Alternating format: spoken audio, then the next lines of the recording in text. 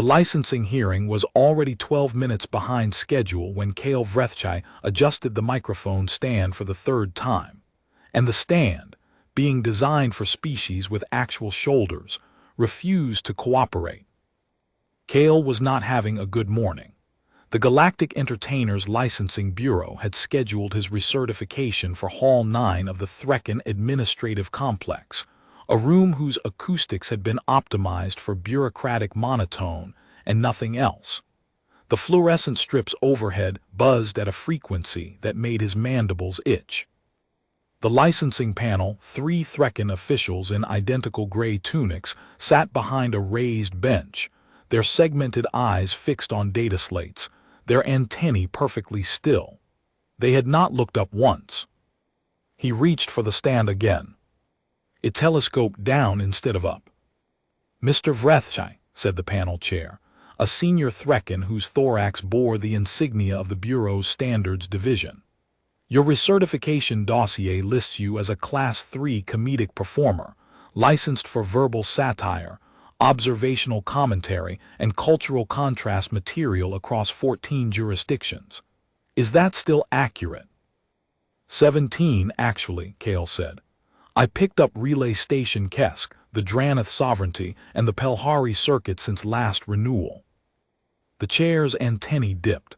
She made a notation. "We will verify.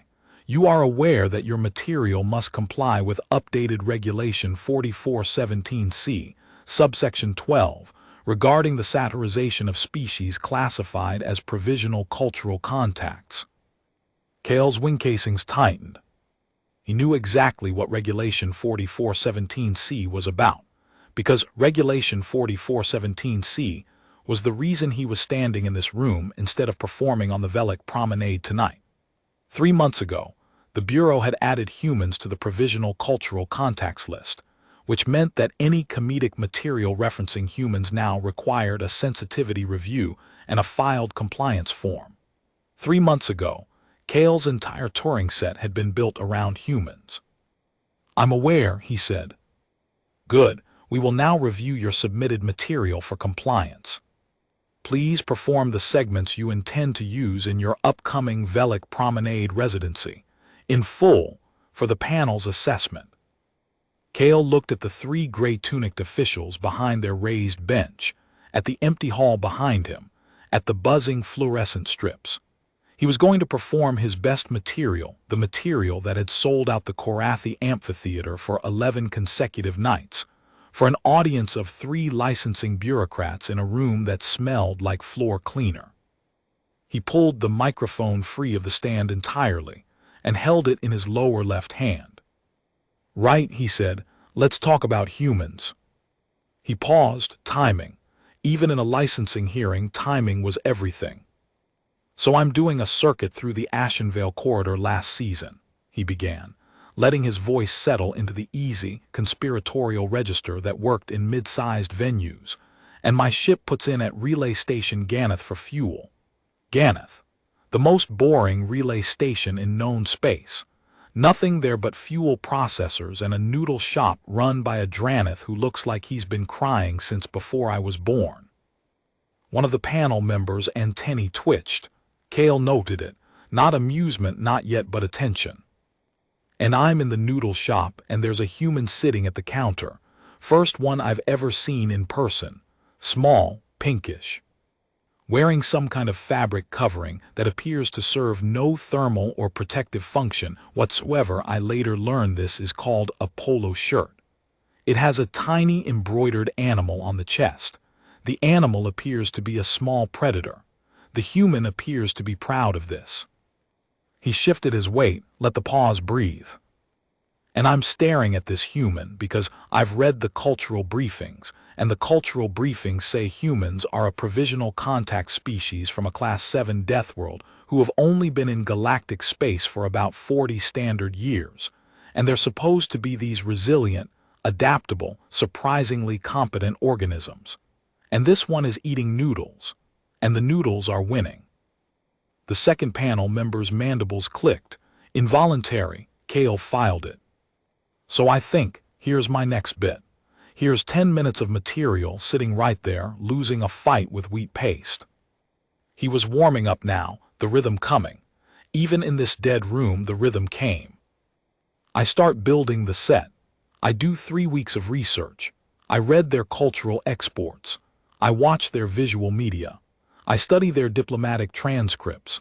And what I find is, and I want to be precise here, for the panel's records, what I find is the funniest species the galaxy has ever produced, and they have absolutely no idea.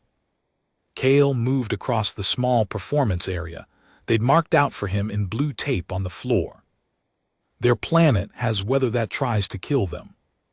Their biology requires them to lose consciousness for 8 hours out of every 26 or they start to malfunction. They have a liquid they drink every morning that is, chemically, a mild neurotoxin, and they have organized their entire civilization around the production and distribution of this neurotoxin, and they become hostile if they don't get it. They call it coffee.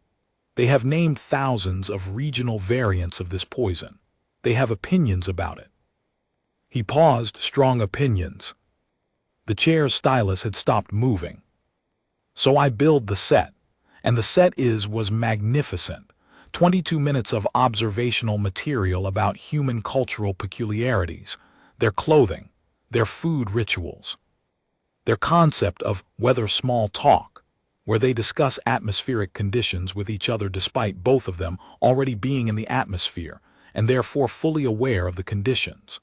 Their practice of keeping miniaturized predators in their homes and feeding them better than they feed themselves. And this is real. I checked this 3 times, their voluntary practice of running long distances for no reason, and then paying money for a small medal that says they did it.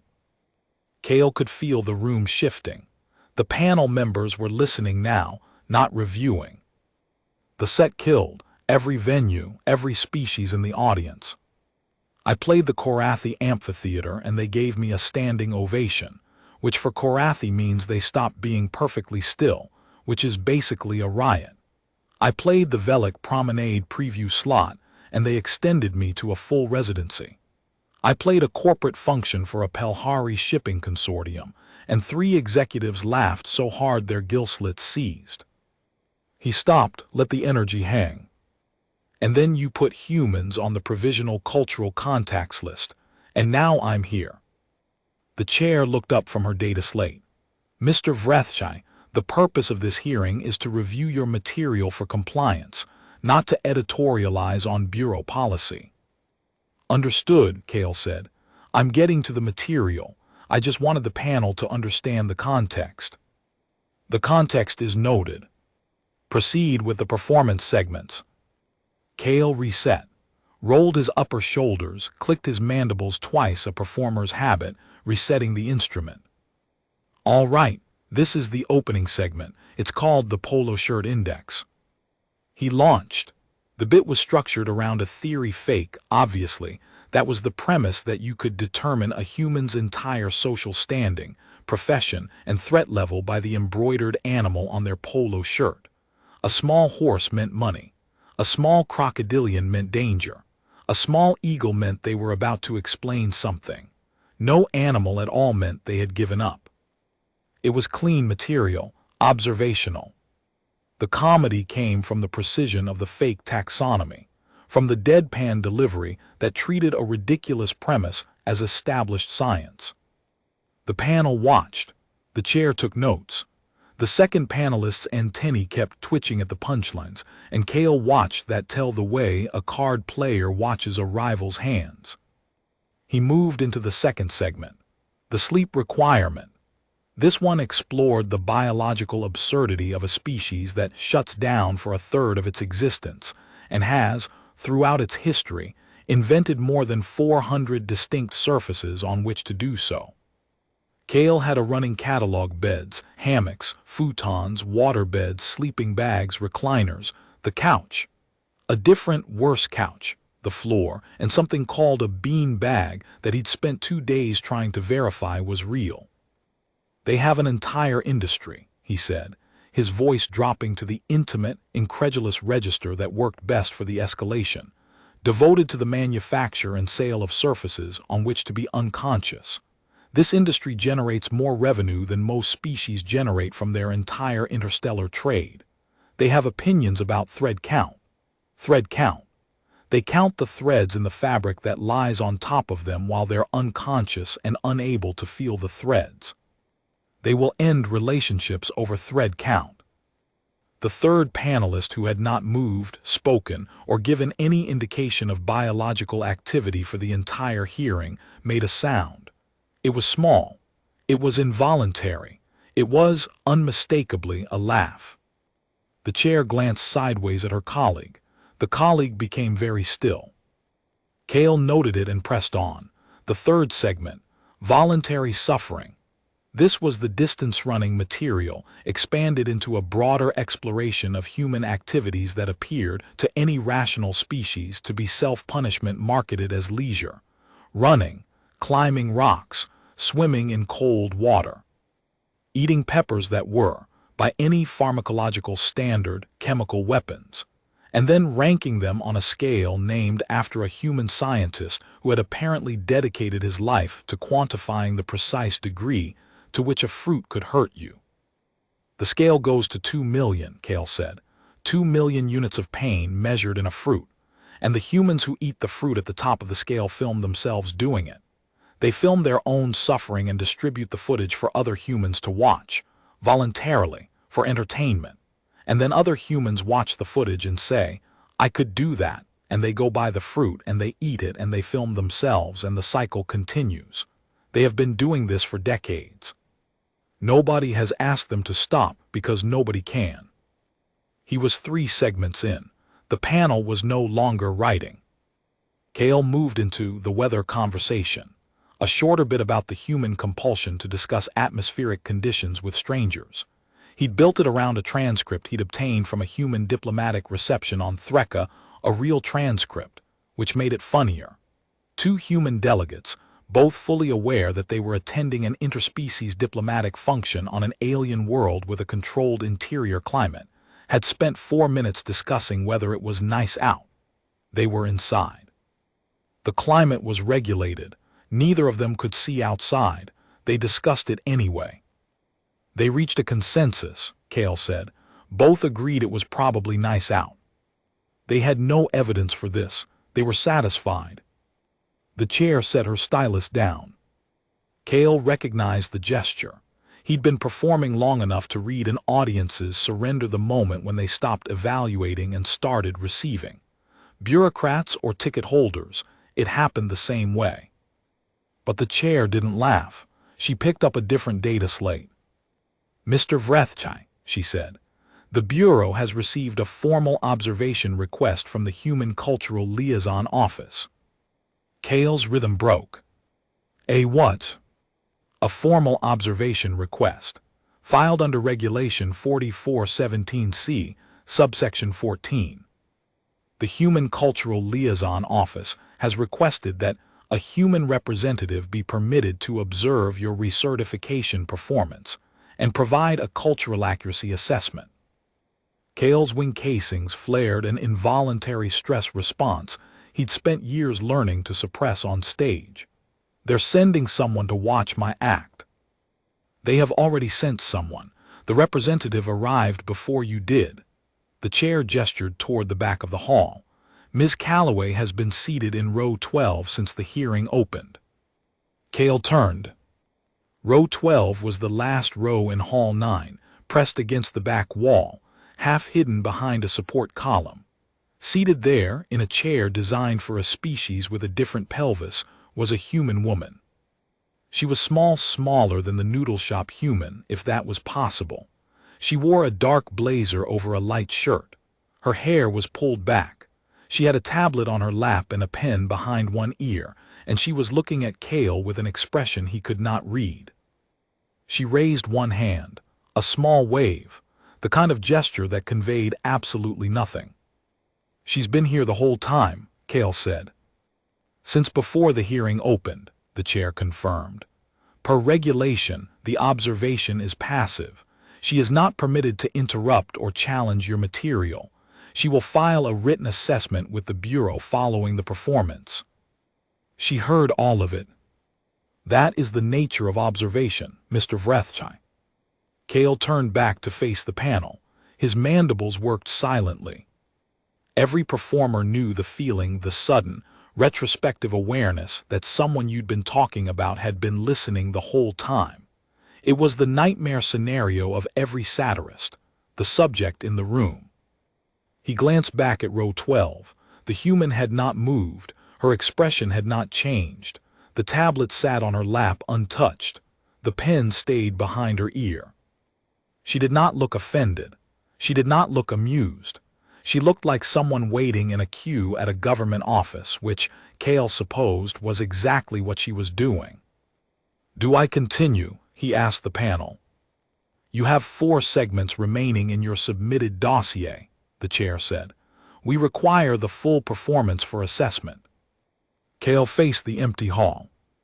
Row 12 was behind him now, but he could feel it the way a performer always feels the audience, as a weight, a pressure, a gravity that pulls the material toward or away from honesty.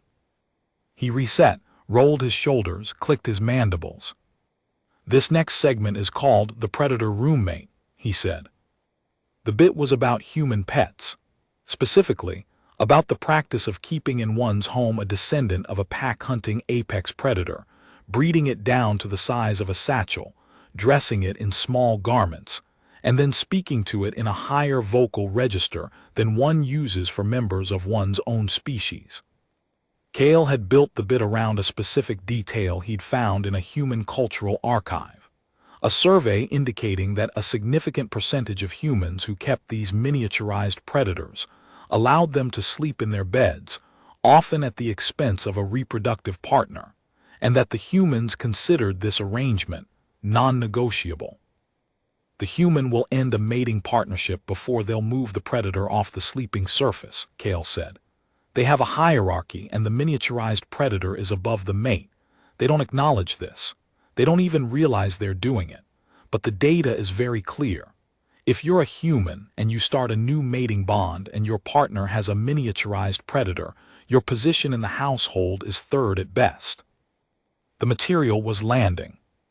Even in this dead room, even with the human behind him, the material was landing. The third panelist made the small, involuntary sound again. The second panelist's antennae were in constant motion. But Kale was aware of the silence from row 12. No reaction, no sound, no shifting in the chair. The human sat like a stone, and Kale, who had played hostel rooms, dead rooms, drunk rooms, corporate rooms, had never encountered a silence quite like it. It was not hostile. It was not cold. It was simply present, the way a wall is present and just as readable. He moved into thermal complaints. This was the segment about humans and temperature, their narrow band of comfort, their tendency to argue about thermostat settings with a passion they reserved for almost nothing else, and the biological fact that humans from different regions of their planet had measurably different thermal preferences and would, if placed in a shared living space, wage a slow, silent, months-long war over the climate controls. "I found a study," Kale said, "a real human study. They studied this. They assigned researchers. They published findings. The finding was, humans in shared workspaces cannot agree on temperature, and this disagreement reduces their productivity by a measurable percentage, and they have known this for over a century, and they have solved it 0 times. They have sent vessels to other stars. They cannot agree on whether a room is cold." He was 6 segments in. The set was nearly complete. 2 left. The apology ritual about the human compulsion to apologize for things that weren't their fault, including weather, traffic, and the behavior of other humans they'd never met, and the closer. The species that argues with maps, about the human refusal to follow navigational directions, and the resulting cultural tradition of getting lost, arguing about being lost, and then pretending they hadn't been lost once they arrived. Kale paused between segments. He took what performers called a reading breath, a moment to sense the room before the final push. And in that pause he heard it. From row 12, very quiet, almost nothing. The human had laughed. It was not a big laugh. It was barely a sound, a short exhalation through the nose, the kind of thing that could have been a cough or a sigh. But Cale had been performing for 23 years, and he knew the difference between air that left a body by accident and air that left because something had caught it off guard. He turned. The human Miss Calloway had one hand over her mouth. When she saw him looking, she dropped the hand and returned to her neutral expression, but the corner of her mouth was doing something it hadn't been doing before. "Sorry," she said. "Passive observation, continue." Cale stared at her for 2 full seconds. Then he turned back to the panel. "The apology ritual," he said. He performed it. The bit unpacked the human apology reflex, the way humans said sorry when bumped into by someone else, when the weather was bad, when a door was too narrow, when they existed near another person who was mildly inconvenienced by a factor they couldn't control. Cale had cataloged 17 distinct contexts in which humans apologized for things that were, by any reasonable analysis, not their fault, including apologizing for apologizing too much. "They have a phrase," he said. "Sorry, not sorry." It means they are apologizing for not being sorry. They have reached the point where the apology reflex is so embedded that they apologize for its absence. They apologize for the gaps between apologies. They're filling the entire conversational space with regret for things they haven't done. And the only thing they're not sorry for is the fact that they can't stop saying sorry. From row 12, the sound again, slightly louder this time, definitely not a cough. The chair glanced toward the back of the hall. Ms. Calloway was writing something on her tablet. Her face was neutral, but her shoulders were doing a thing that Cale recognized from his research as a suppressed laugh, a small, rhythmic shaking that humans performed when they were trying not to make noise. Cale felt something shift in his thorax. It was not a feeling he'd experienced before in a licensing hearing.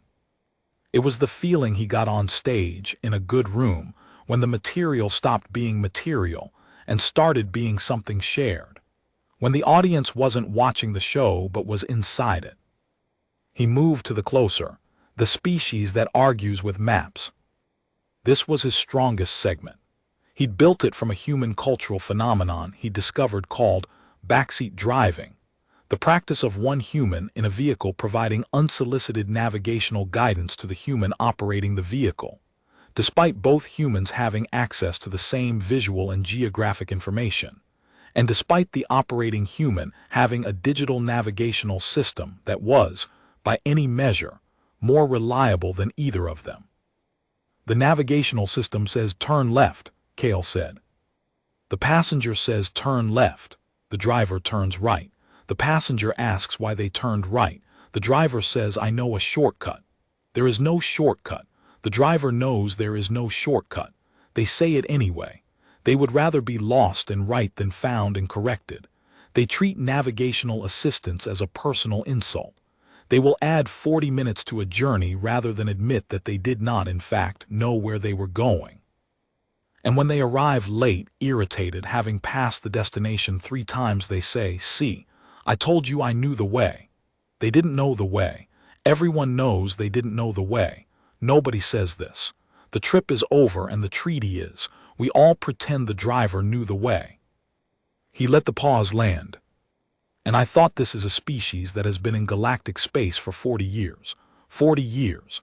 And they are navigating interstellar space with the same attitude they navigate their own streets. They're out here arguing with star charts. They're out here telling their nav computers, I know a shortcut through the nebula. They are going to get magnificently, spectacularly, historically lost, and when they arrive wherever they end up, they are going to look at the rest of us and say, see, I told you I knew the way. Cale lowered the microphone. And we're going to believe them, he said, because by then they'll have built something there. The room was quiet. Cale became aware of several things simultaneously. The panel chair had set down both her stylus and her data slate, and was sitting with her forelimbs folded. The second panelist's antennae had gone completely still, a Threkin expression that Cale, after years of playing Threkin venues, recognized as something close to admiration. The third panelist was making no attempt to hide the mandible clicks. And from row 12, Ms. Calloway was applauding. Not a large, theatrical ovation. She was doing the human thing, palms together, a steady, measured rhythm, the sound echoing in the empty hall because there was nobody else to fill the space. Her face was not neutral anymore. She was smiling, and it was the kind of smile Cale had seen in his research but never in person. The one humans made when they'd been caught, when the thing they'd been guarding had been found, and they didn't mind. "Mr. Vrathchai," the chair said. Cale turned back to the panel. "Your material has been reviewed.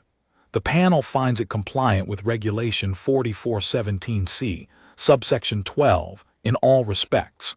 The satirical content is observational, culturally grounded, and free of denigrating intent. Your Class 3 license is renewed for 17 jurisdictions, effective immediately." "Thank you," Cale said. "However," the chair continued, "the Bureau notes that the filed observation request from the Human Cultural Liaison Office carries a secondary clause that we were instructed to read into the record after the performance." Cale's wing casings tightened again. "A secondary clause." The chair read from her slate.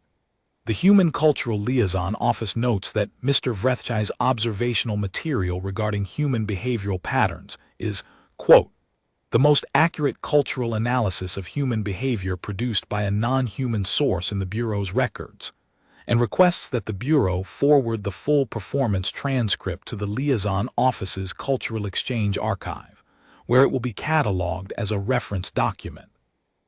Cale blinked, all four eyes in sequence. "They want to use my comedy set as a cultural document." "That appears to be the request." From row 12, Ms. Calloway's voice carried across the empty hall. "We've had research teams trying to write that report for 6 years. You did it in 22 minutes with better jokes." Cale turned to face her. She was standing now, the tablet under one arm, the pen still behind her ear. She walked down the aisle between the rows of empty seats, and Cale had time to observe the human walk, that strange, upright, two-legged gait that looked, to his compound eyes, like a controlled fall that kept catching itself at the last possible moment. "Ms. Calloway," the chair said, "your observation was designated as passive." "I'm not observing anymore," Calloway said. "The performance is over. I'm having a conversation." She stopped at the edge of the blue tape, looked at Cale. "The thermostat bit, the study you cited, you got the productivity figure wrong." Cale's mandibles went rigid. "The figure is from your species' own published." "It's higher," she said. "The actual figure is worse. The study you found was a conservative estimate. The real number is embarrassing, which is why the follow-up study was quietly buried." She paused. "You should use the real number, it's funnier." Cale stared at her. "And the polo shirt taxonomy," she said. "You're missing a category. There's a subset of humans who wear polo shirts with no animal. You classified them as given up. That's wrong. Some of them are the most dangerous people in the room. No logo means they don't need one. Your taxonomy needs a footnote." "A footnote," Cale repeated. "Also, the apology ritual, you missed the regional variation. There's an entire geographic subset that apologizes more than the baseline, and they've turned it into a competitive sport.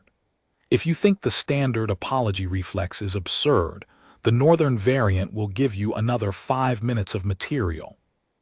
Cale felt the shift in his thorax again. He recognized it now.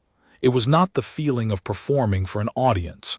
It was the feeling of being matched by one. "You're giving me notes," he said. "I'm giving you corrections," Calloway said. "The notes are that You're Closer is the best piece of comedy I've heard in 2 years, and I've heard a lot of comedy because part of my job is monitoring how other species perceive us, and most of them get it wrong. You didn't get it wrong. You got the surface stuff right, the coffee, the pets, the sleep, and that's not hard. Half the comedians on the circuit do that, but You're Closer did something different." She looked at him, and Cale could see the assessment in her expression, the same evaluative focus he'd seen in the panel chair's face, but warmer, and aimed at something the panel chair hadn't been looking for. "You figured out that the arguing with maps thing isn't about navigation," she said. "It's about the fact that we'd rather be wrong and moving than right and still. That's not a punchline, that's an insight, and you wrapped it in a punchline, which is why it works." The hall was very quiet. The fluorescent strips buzzed. The panel chair's antennae were perfectly motionless. "Ms. Calloway," the chair said, "is the liaison office's assessment positive or negative?" "Positive," Calloway said, without looking away from Cale. "Enthusiastically positive. We'd also like to extend a formal invitation." "An invitation," Cale said. "The Human Cultural Exchange Program hosts a quarterly showcase on Relay Station Pren. Comedy, music, food, the whole spread. 50 species, about 4,000 attendees, and a live broadcast feed to another 12 million. We've never had a non-human comedian perform material about humans. We'd like you to be the first." Cale's wing casings, which had been locked tight since the moment he'd learned there was a human in row 12, opened. Slowly. The way they did when he was on stage and the room was perfect and the material was landing and the audience was his. "You want me to do the set," he said. "The human set about humans for humans." "For everyone," Calloway said. "But yes, including the humans in the audience. And I'll tell you right now, the thermostat bit is going to bring the house down, because every human in that room is going to elbow the person next to them and say, 'She does that.' And the person next to them is going to say, 'No, you do that.' And they'll argue about it for the rest of the evening, which will prove your point, which will make it funnier." And the apology bit. 3 humans will apologize for laughing too loudly. At least one of them will then apologize for apologizing. You'll be able to use it in real time." Cale looked at her. At the pen behind her ear, the tablet under her arm, the blazer that didn't quite fit because it had been designed for a species that didn't have to sit in chairs meant for a different pelvis. He looked at the small, unreadable smile. "Ms. Calloway," he said, "I spent 3 months studying your species. I've read your cultural exports, watched your visual media, analyzed your diplomatic transcripts, and built a 22-minute set that I believe to be the most thorough comedic analysis of human behavior ever performed on the galactic circuit. And I've just realized I missed the most important thing about you." "Which is?" Cale clicked his mandibles. A performer's reset. But this time it was also something else, an acknowledgement, the sound a Threkin comedian made when the audience had surprised him, which was the rarest and best thing an audience could do. "You're funnier than I am," he said. "You've been sitting in row 12 for an hour, listening to a non-human comedian dissect your species' most ridiculous habits, and your response is to correct my research and offer me a bigger room." Calloway nodded. "That's fairly standard." "Standard? For humans, we don't get offended when someone figures us out. We get excited. We want to see how far you can take it. We want to help you take it further. The worst thing you can do to a human isn't mock us. The worst thing you can do is be wrong about us. Get us right and we'll buy you dinner." The chair cleared her throat, a Threkin gesture that involved no throat and served purely as a procedural signal. "Mr. Vrethchai, your license is renewed and the hearing is concluded. Do you accept the liaison office's invitation?" Cale looked at the microphone in his lower left hand, at the blue tape on the floor, at the empty hall, the buzzing lights, the 3 bureaucrats behind their raised bench. He looked at Ms. Calloway. "The showcase on Relay Station Pren," he said. "How big is the venue?" 1,800 seats. And 12 million on the broadcast feed. Give or take. And you want me to do the full set, all 8 segments, including the closer about arguing with maps. Especially the closer about arguing with maps. Cale's mandibles clicked twice. The performers reset, but this time it carried a different frequency.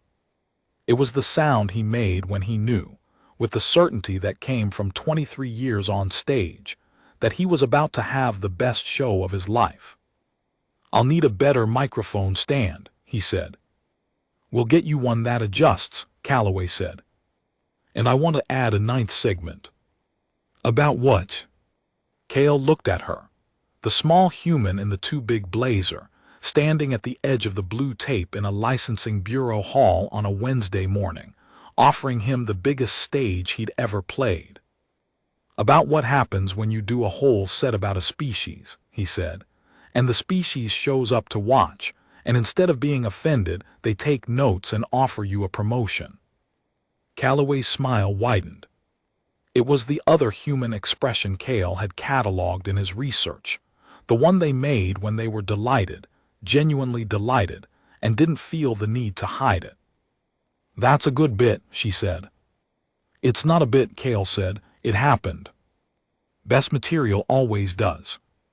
The chair's data slate chimed. She silenced it. "The hearing is formally concluded," she said. "The Bureau wishes you a productive residency, Mr. Vrethchai.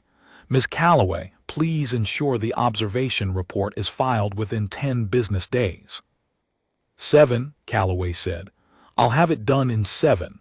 I want to include the transcript of this conversation as an appendix." "The conversation is not part of the formal hearing record." "No," Calloway said. "But it's the funniest part." Cale holstered the microphone in his thorax strap, which was where he kept it when he wasn't on stage, and found that the gesture felt different than it had when he'd walked in. When he'd walked in, he'd been a comedian reporting for a bureaucratic review of his material, resentful and bored, and going through the motions. Now he was a comedian who had just been offered the largest venue of his career by the subject of his own act.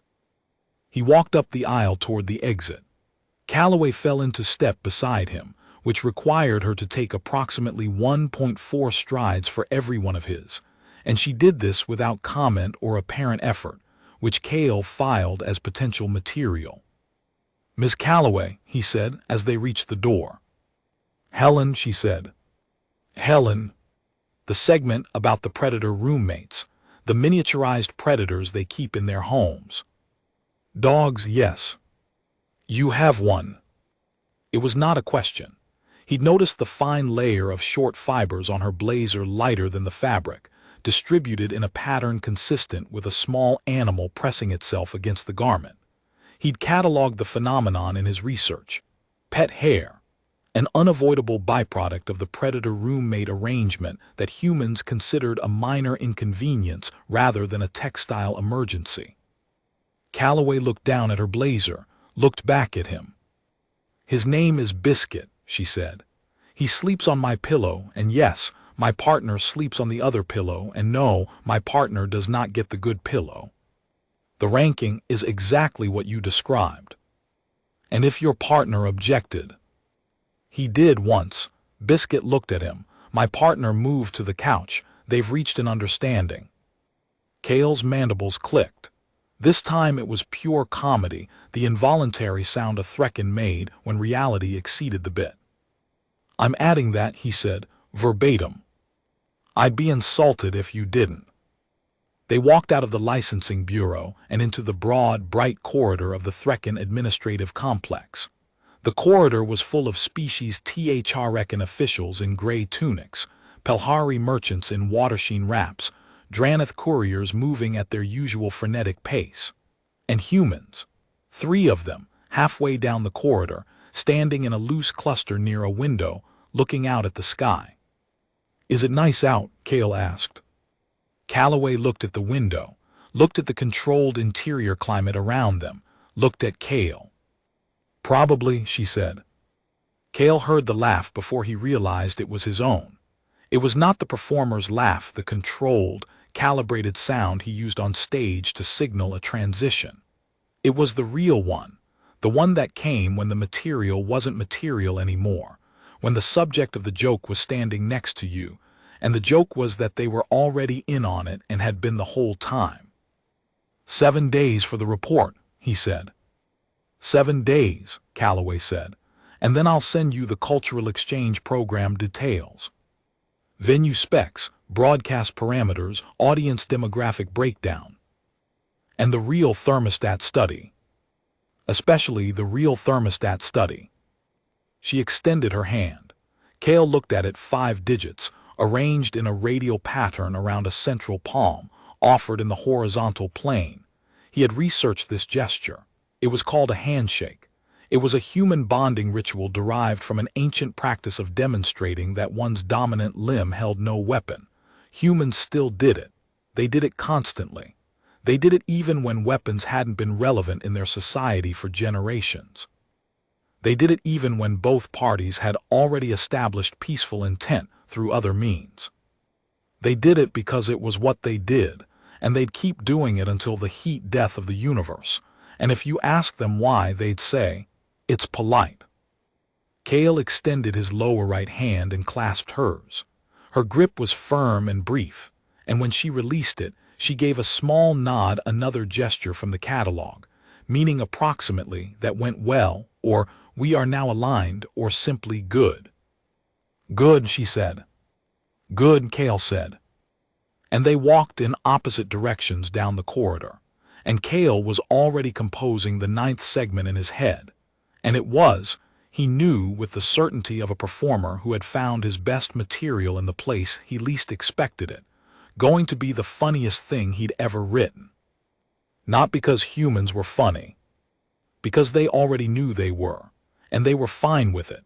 And that, to a comedian who had spent his entire career trying to surprise audiences, was the most surprising thing in the galaxy.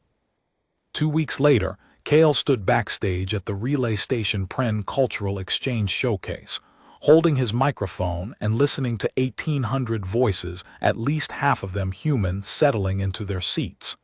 The broadcast indicator blinked green. 12 million feeds live. Helen Calloway appeared at the backstage entrance, tablet under her arm, pen behind her ear, blazer covered in a fresh layer of Biscuit's hair. "Full house," she said. "Sold out 3 days ago. The humans bought tickets in blocks. They're treating it like a sporting event." Is that good? It means they're already competing to see who laughs loudest. You won't need to warm them up. Cale clicked his mandibles. The 9th segment, the new one, about the licensing hearing. What about it? I end it with the moment you corrected my thermostat statistics. Is that all right? It's your set. I know, but in the bit, when I describe you sitting in row 12 for an hour, I say, he paused. I say that you were the most terrifying audience I've ever played to because you weren't judging the comedy. You were judging the accuracy, and that's worse. Calloway considered this. Is that the punchline? No, the punchline is that you were right. The real thermostat number is worse. I use it now. And every time I say it on stage, I think of you sitting in row 12, silent, knowing the joke was good but the data was wrong, and waiting not to correct me, not to embarrass me, just waiting to see if I'd figure it out. Did you figure it out? No, you had to tell me. That's the punchline. I spent 3 months studying your species and missed the thing that was sitting in the back row. The human doesn't interrupt the joke. The human waits until it's done and then makes it better. Calloway looked at him for a moment. Then she reached into her blazer pocket and pulled out a folded piece of paper. "Before you go on," she said, "the liaison office wanted me to give you this. It's the formal assessment from the licensing hearing." Cale took it, unfolded it with his upper hands. It was a single page, stamped with the Human Cultural Liaison Office seal. The assessment was 3 lines. Subject, comedic performance by Cale Vrethchai, Class 3 licensed entertainer. Assessment, culturally accurate, diplomatically constructive, genuinely funny. Recommendation, get him a better microphone stand. Cale looked up. "You filed a government document with a joke in it," he said. "Standard practice," Calloway said. "No, it isn't." "No," she agreed. It isn't, but it should be. The stage manager, a Pelhari with a headset and a clipboard, signaled from the wings. 2 minutes. Cale folded the assessment and placed it in his thorax strap next to the microphone. He walked to the edge of the stage. 1,800 seats. 12 million feeds. The largest audience of his career, and at least half of them were the species he was about to spend 25 minutes dissecting. He thought about the noodle shop on Relay Station Ganeth and the human in the polo shirt who'd been losing a fight with wheat paste. He thought about row 12. He thought about the thermostat study, the real one, the number that was worse. He thought about the fact that he was about to walk onto a stage and tell an audience of humans everything he'd learned about them, and their response would not be anger or offense or wounded pride. Their response would be to elbow each other and say, "See, I told you we do that," and then argue about whether they did that, and then apologize for arguing, and then get into a side argument about directions. He stepped into the light. "So," he said, "let's talk about humans." 1,800 voices went quiet. The broadcast feed blinked. "I want to start with an apology," Cale said. "Not because I've done anything wrong, because I've learned that this is how you begin any interaction with humans. You apologize first, establish mutual regret for unspecified offenses, and then proceed. If I don't do this, apparently several of you will feel uncomfortable, and at least one of you will apologize on my behalf, which will make me feel strange, so I'm getting ahead of it." From somewhere in the middle of the house, a human voice, "Sorry." Another human voice immediately, "Sorry about him." A third, "Sorry, are we all apologizing? Sorry." Cale let the wave crest, break and settle. 1,800 seats, he said. 3 apologies in under 10 seconds. Your species continues to exceed my projections. The laughter came like weather, sudden, warm, and everywhere at once. It filled the hall the way Cale had always known laughter was supposed to fill a hall, not as a response to a joke, but as a recognition, an agreement. A room full of people catching themselves in the act of being exactly what someone said they were, and finding it, to their genuine surprise, hilarious. Cale clicked his mandibles once. The performers reset, the sound that meant, "Here we go." He looked out at the humans in the audience. They were leaning forward. They were elbowing each other. They were already arguing about the thermostat. He thought they came to hear a comedian who studied them for 3 months, and they're excited. He thought they already know every joke I'm about to tell, and they want to hear it anyway. He thought, this is the species that argues with maps and apologizes for weather and ranks miniaturized predators above their mates, and runs long distances for small metals and drinks neurotoxins every morning, and has opinions about thread count and gets lost on purpose and pretends they meant to. And they're fine with all of it. And that's the joke. That's the whole joke. That they know and they're fine and they're here and they're laughing. He pulled the microphone closer. "Let me tell you about polo shirts," he said. The laughter began again, and this time it didn't stop.